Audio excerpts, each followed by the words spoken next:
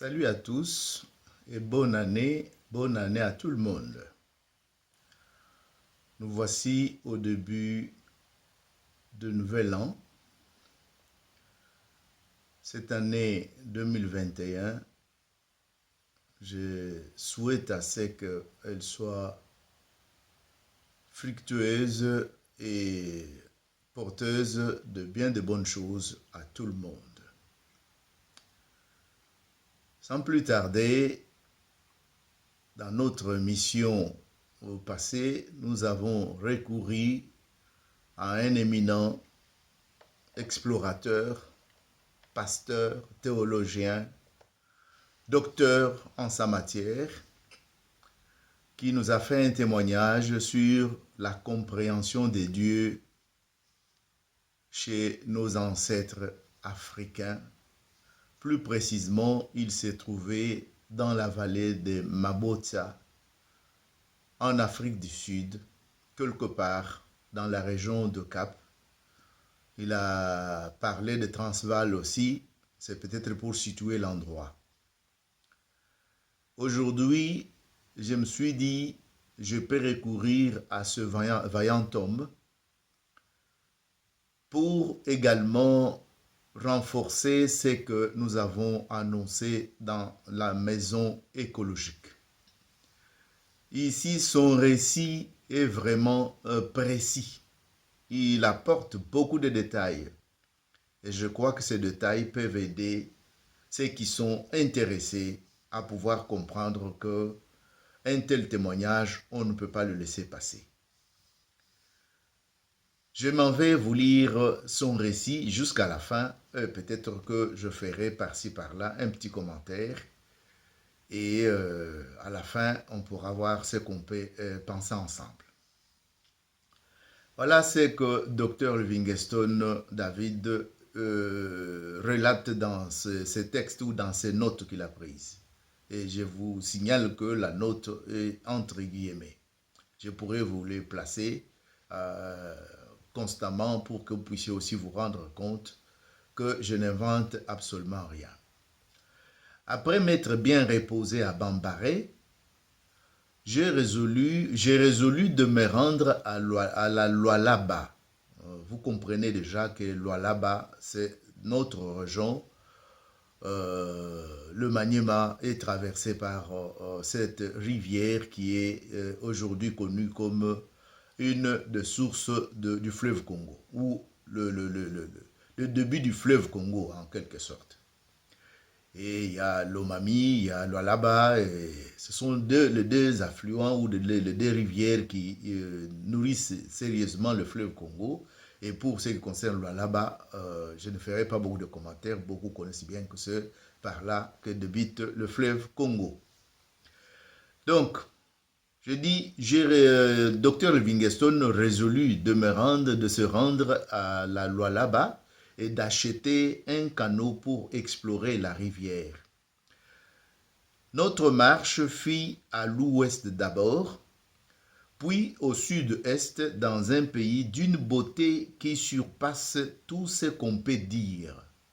C'est Dr. Livingstone qui dit. Notre marche fut à l'ouest d'abord, puis au sud-ouest dans un pays d'une beauté qui surpasse tout ce qu'on peut dire. Des montagnes et des villages accrochés aux pentes, de toutes les grandes masses, villages situés de la sorte pour que l'eau n'y séjourne pas. Je vous ai parlé dans Maison écologique, je vous ai parlé de la topographie et des topographes. La phrase est là. Village situé de la sorte pour que l'eau n'y séjourne pas. Les rues, dit Livingstone, les rues sont fréquemment orientées, donc les rues sont fréquemment orientées de l'est à l'ouest. Elles sont généralement alignées et ont à chaque bout une maison destinée aux réunions publiques et bâtie en face du milieu de la chaussée. Les toitures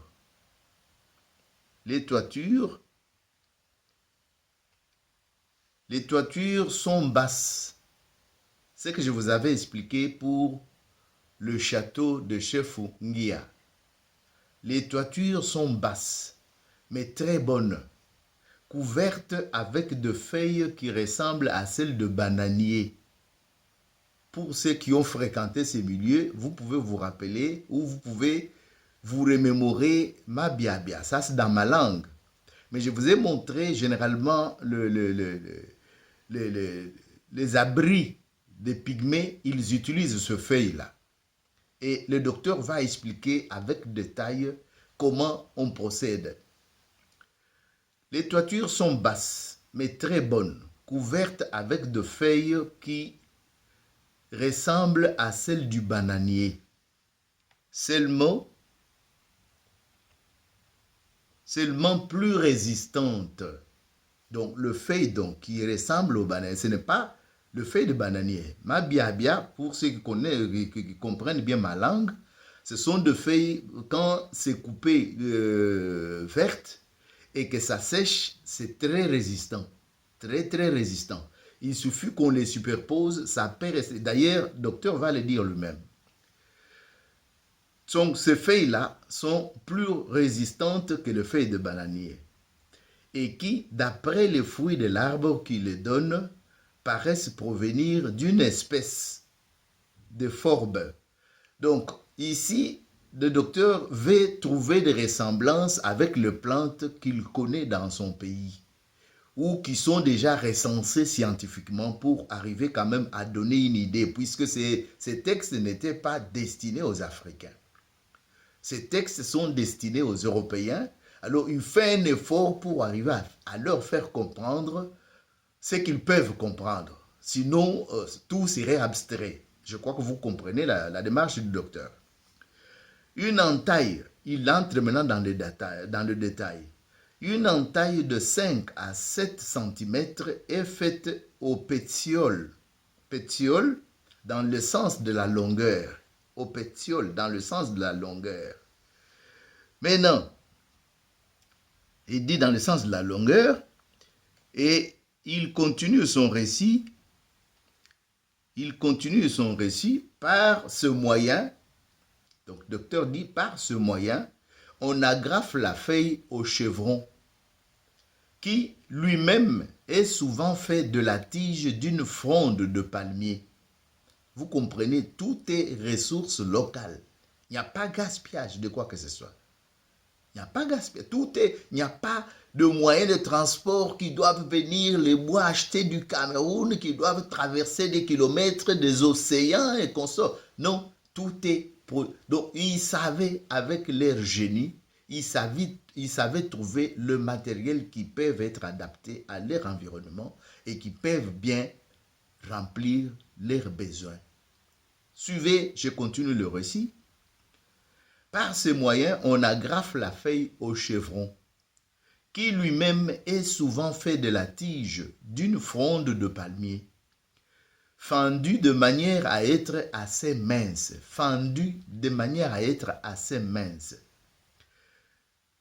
L'eau coule avec rapidité sur cette toiture. Ça dépasse même les tôles. Ça dépasse même les tôles. L'eau coule avec rapidité sur cette toiture qui protège efficacement contre la pluie. La muraille faite en pisé, donc l'eau qui coule très rapidement sur ces feuilles, qui protège efficacement contre la pluie, la muraille, donc le mur de ce hutte-là, la muraille faite en pisé. Pour ceux qui ont fréquenté les milieux du village, ou bien dans des coins comme Kingasani, je crois qu'ils ont déjà trouvé de telles constructions, puisqu'il y a des personnes qui recourent encore à des méthodes traditionnelles, mais ce sont ceux qui se placent aux confins de quartiers, de grandes villes.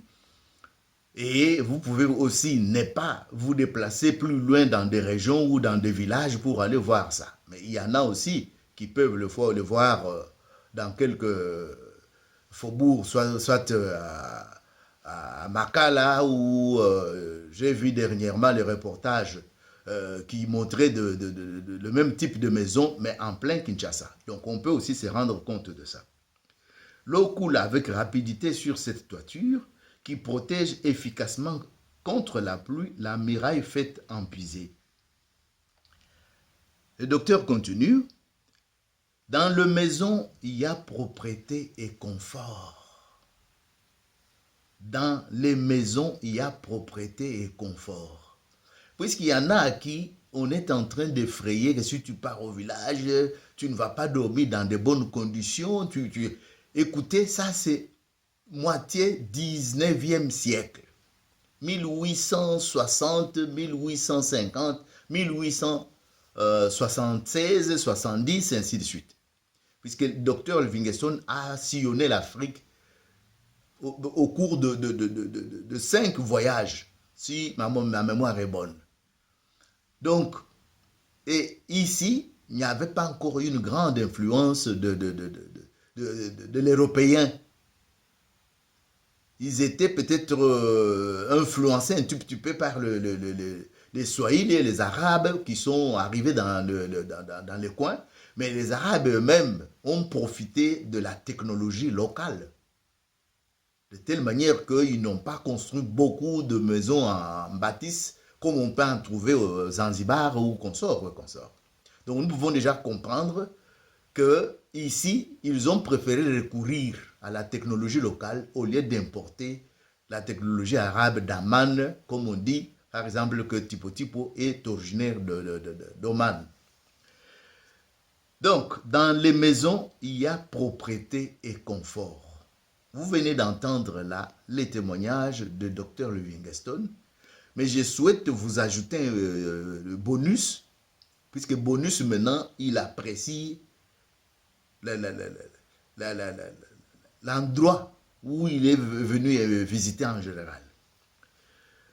Où prédominent les pluies du sud-est, donc cet endroit de Maniema, Lualaba, prédomine les pluies du sud-est, les derrières de la maison. Donc, la phrase commençait par « Dans les maisons, il y a propreté et confort », où prédominent les pluies du sud-est. Le derrière de la maison est entouré de ses côtés et la toiture se prolonge assez loin pour que la pluie n'atteigne pas la muraille. Ça, c'est un détail. J'avais attiré l'attention sur la maison écologique, que vous puissiez regarder la façon, là où se termine la toiture, et vous pouvez regarder, ça ne crée pas un choc au sol. Donc la terre reste pratiquement intacte. Il les répète aussi ici. Où prédominent les pluies du sud-est, le derrière de la maison est entouré de ses côtés et la toiture se prolonge assez loin pour que la pluie n'atteigne pas la muraille. Ces demeures en terre battue restent debout pendant fort longtemps. Pendant fort longtemps. Pour ceux qui croient qu'il n'y avait pas la technique de construction de maisons durables. Vous êtes servi par le docteur Livingstone qui vous dit que ces maisons duraient fort longtemps, restaient debout pendant fort longtemps. Il arrive souvent que des hommes reviennent au village qu'ils ont quitté dans leur enfance. Donc il arrive que les hommes reviennent dans leur village qu'ils ont quitté dans leur enfance et reparent le mur qui s'est endommagé. En général, le sol est argileux et fournit des matériaux convenables pour ce genre de bâtisse. Je crois qu'il m'est difficile d'ajouter beaucoup de commentaires puisque c'est avec force de taille qu'on vous donne ces informations ici. On trouve dans chaque maison de 25 à 30 pots de terre, puisque c'était leurs ustensiles de ce moment-là. Et Ils n'étaient pas dispersés pêle-mêle. Hein? Donc, on trouve dans chaque maison de 25 à 30 pots de terre. À 30 pots de terre suspendus à la voûte, au moyen d'un escalier, au moyen d'échelettes en corde. Je parlais d'escalier, mais c'est échelette. Donc, où on a fait de tiges qui peuvent faire que quand on accroche, comme on accroche de verre à un dispositif, je crois que vous pouvez déjà avoir une idée. Donc, échelette en corde d'une fabrication très soignée. Très soignée. On y ajoute souvent un nombre égal de paniers. On y ajoute souvent un nombre égal de paniers, attachés de la même manière et beaucoup de bois de chauffage. Voilà la partie que j'ai choisie pour au moins illustrer, pour que ça ne vienne pas de ma bouche. Et puis en ce moment-ci, je n'ai pas encore l'occasion d'aller au fin fond du village pour essayer de vous montrer ce qui existe aujourd'hui.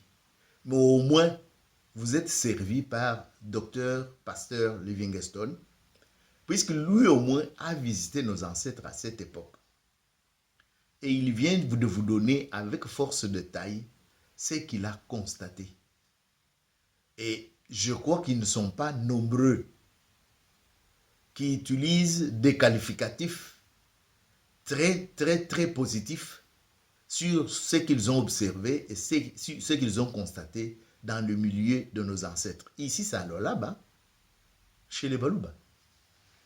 Vous pouvez me dire, oh, Basongue ou consort et consort, mais allez étudier la communauté Luba. C'est juste que chez les Wagenya, sans les falses, ils sont étendus. D'abord, on nous dit que c'est lui qui a fondé le royaume Luba. Son père venait, Bidikiliwe, il venait de l'Est. À vous de me situer cet Est-là, c'était où? Avec précision, alors on saura à peu près où se termine les Baluba, où on commence les Baluba. Parce qu'il y en a qui ont l'habitude de penser quand on cite Baluba, ils voient le Kassai. Non. Les Baluba sont répandus partout, même dans le Bandou où on trouve leur sang. Puisque les Lunda, les Tchokwe, ils se sont mélangés, il y en a même qui sont ici. Par exemple, les Karund ou les Lunda. Leur généalogie aboutit au sang Luba. C'est le mariage qui s'est réalisé entre des lignées qui ont donné ce groupement de peuples qu'on appelle Karundu ou bien les Lunda.